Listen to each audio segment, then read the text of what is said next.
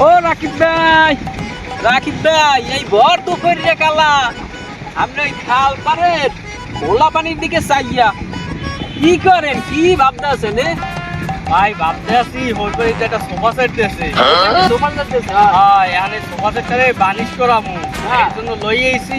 এখন দেখতেছি মোটা কি বলে? ভালো হইবে না ওই বুকনা কাটাইতে ভালো হইবে।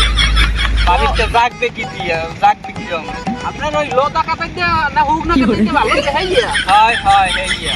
ও তাহলে আমরা ই করেন ওই বানিশ করলে এই খাল পাড়ের যে লোতা কাটা আছে না, লোতা কাটা দিয়ে যদি ভালো করেন তাহলে বানিশটা এককাল মনে করেন ভালো কালার হইবে। চক চক করবে একটা স্বর্ণ আছে না? হ্যাঁ ভাই স্বর্ণের নাম বানিশ করে খালি চিক চিক চিক চিক চিক করবে। এটা কি করবে? কথা কইছে হ্যাঁ, হ্যাঁ, হ্যাঁ, এই লোতা- এইটাই করবো যেটা আর কি গর্জিয়াশীল দেখাইবে, স্বর্ণের মতন চকচক করবে, দর্জনা সোয়ে খাইবে, সেই রকমের কাদাইতেই মুই ওইটার বানিশ করবো। তা ঠিক আছে আমি ওই লোতা ফেরি দিয়া বানিশ করতে হিন্দে কতগুলো গেদা লাগছে তা মোর টাইম নেই। তা ভাই মুই নামি কাদা উঠাই আমরা বানিশ করি ভাই।